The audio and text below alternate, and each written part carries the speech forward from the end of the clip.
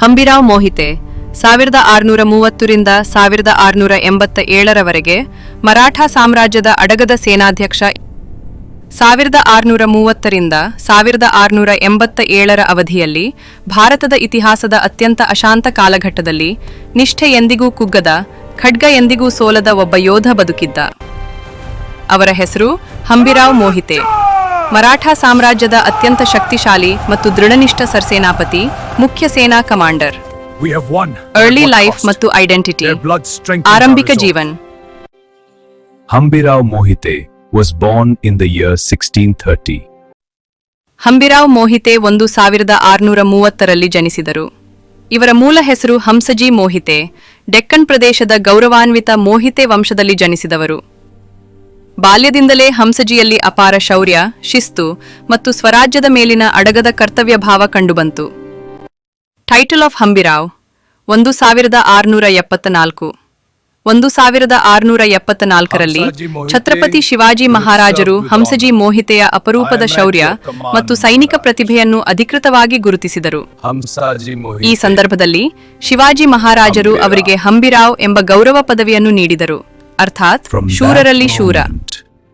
ಆ ಕ್ಷಣದಿಂದಲೇ ಹಂಸಜಿ ಮೋಹಿತೆ ಇತಿಹಾಸದಲ್ಲಿ ಹಂಬಿರಾವ್ ಮೋಹಿತೆ ಎಂಬ ಹೆಸರಿನಿಂದ ಪ್ರಸಿದ್ಧರಾದರು. Relation with Shivaji Maharaj. ಸಂಬಂಧ, ಆದರೆ ಸ್ವಾರ್ಥವಿಲ್ಲ.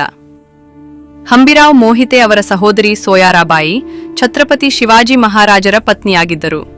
ಹೀಗಾಗಿ ಹಂಬಿರಾವ್ ಶಹಾರಾಜರ ಸೋದರ ಮಾವನಾಗಿದ್ದರು. ಆದರೂ ಈ ಕುಟುಂಬ ಸಂಬಂಧವನ್ನು ಅವರು ಎಂದಿಗೂ ಅಧಿಕಾರ ಅಥವಾ ಲಾಭಕ್ಕಾಗಿ ಬಳಸಲಿಲ್ಲ. ಅವರು ತಮ್ಮ ಸ್ಥಾನವನ್ನು ಸಂಪೂರ್ಣವಾಗಿ ಶೌರ್ಯ, ತ್ಯಾಗ ಮತ್ತು ಸ್ವರಾಜ್ಯದ ಮೇಲಿನ ಅಚಲ ನಿಷ್ಠೆಯಿಂದಲೇ ಗಳಿಸಿದರು. In 1680, after the passing of Chhatrapati Shivaji Maharaj, 1680ರಲ್ಲಿ Chhatrapati Shivaji ಮಹಾರಾಜರ ನಿಧನದ ನಂತರ ಮರಾಠಾ ಸಾಮ್ರಾಜ್ಯವು ಒಳಸಂಚುಗಳು ಮತ್ತು ರಾಜಕೀಯ ಅಸ್ಥಿರತೆಯನ್ನು ಎದುರಿಸಿತು. ಕೆಲವು ಮಂತ್ರಿಗಳು ಸಂಭಾಜಿ ಮಹಾರಾಜರು ಸಿಂಹಾಸನಕ್ಕೇರದಂತೆ ತಡೆಯಲು ಯತ್ನಿಸಿದರು.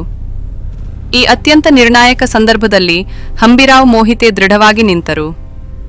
ಅವರು ಆ ಸಂಚನ್ನು ಭಗ್ನಗೊಳಿಸಿ ನ್ಯಾಯಸಮ್ಮತ ಉತ್ತರಾಧಿಕಾರವನ್ನು ರಕ್ಷಿಸಿ ಸಂಭಾಜಿ ಮಹಾರಾಜರ ಪಟ್ಟಾಭಿಷೇಕಕ್ಕೆ ಸಂಪೂರ್ಣ ಸೈನಿಕ ಮತ್ತು ನೈತಿಕ ಬೆಂಬಲ ನೀಡಿದರು. ಈ ಒಂದು ನಿರ್ಧಾರವೇ ಮರಾಠಾ ಇತಿಹಾಸದ ದಿಕ್ಕನ್ನು ಬದಲಿಸಿತು. Military campaigns against the Mughals. ಮೊಘಲರ ವಿರುದ್ಧ ಯುದ್ಧಗಳು. ಸರ್ಸೇನಾಪತಿಯಾಗಿ ಹಂಬಿರಾವ್ ಮೋಹಿತೆ ಮೊಘಲ ಸಾಮ್ರಾಜ್ಯದ ವಿರುದ್ಧ ಅನೇಕ ಯುದ್ಧಗಳಲ್ಲಿ ಮರಾಠಾ ಸೇನೆಯನ್ನು ಮುನ್ನಡೆಸಿದರು. ಶಿಸ್ತುಬದ್ಧ ನೇತೃತ್ವ, ನಿರ್ಭೀತ ಧೈರ್ಯ ಮತ್ತು ತೀಕ್ಷ್ಣ ಯುದ್ಧತಂತ್ರ ಇವು ಅವರ ಗುರುತುಗಳಾಗಿದ್ದವು. ಪ್ರಮುಖ ಯುದ್ಧಗಳು ದಿನಾಂಕಗಳೊಂದಿಗೆ. 1681ರಲ್ಲಿ ಬರ್ಹಾನ್ಪುರದ ಯುದ್ಧದಲ್ಲಿ ಹಂಬಿರಾವ್ ಮೋಹಿತೆ ಮಹತ್ವದ ಪಾತ್ರ ವಹಿಸಿ ಮೊಘಲ ಅಧಿಕಾರಕ್ಕೆ ಭಾರೀ ಆಘಾತ ನೀಡಿದರು.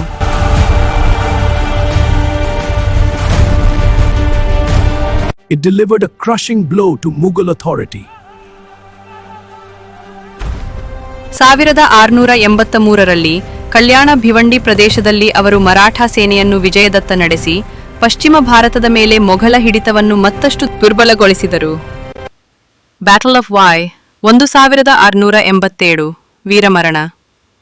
ಹಂಬಿರಾವ್ ಮೋಹಿತೆಯ ಜೀವನದ ಅತ್ಯಂತ ಮಹತ್ವದ ಕ್ಷಣ 1687ರಲ್ಲಿ ವಾಯೈ ಕದನದಲ್ಲಿ ಎದುರಾಯಿತು. ಯುದ್ಧಭೂಮಿಯಲ್ಲಿ ತೀವ್ರ ಗಾಯಗಳಾದರೂ ಹಂಬಿರಾವ್ ಹಿಂದೆ ಸರಿಯಲು ನಿರಾಕರಿಸಿದರು.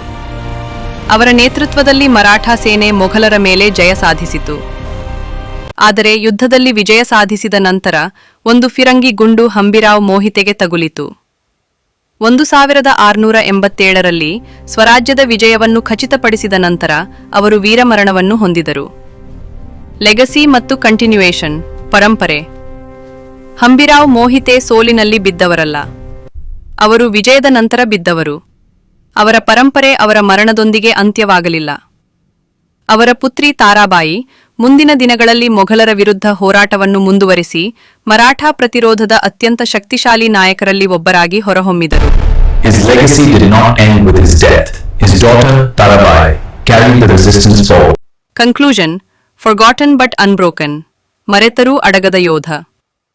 ಹಂಬಿರಾವ್ ಮೋಹಿತೆ ಮರಾಠಾ ಇತಿಹಾಸದ ಅತ್ಯಂತ ಶಕ್ತಿಶಾಲಿಯಾದರೆ ಮರೆತು ಹೋದ ಯೋಧರಲ್ಲಿ ಒಬ್ಬರು.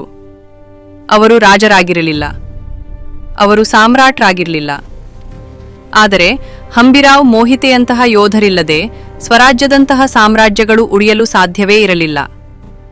ಧೈರ್ಯ, ನಿಷ್ಠೆ ಮತ್ತು ತ್ಯಾಗಗಳನ್ನು ನೆನಪಿಸುವವರೆಗೂ ಹಂಬಿರಾವ್ ಮೋಹಿತೆಯ ಹೆಸರು ಇತಿಹಾಸದಿಂದ ಎಂದಿಗೂ ಅಳಿಯದು. As long as courage, loyalty and sacrifice are remembered, the name Hambirao Mohite will never fade from history.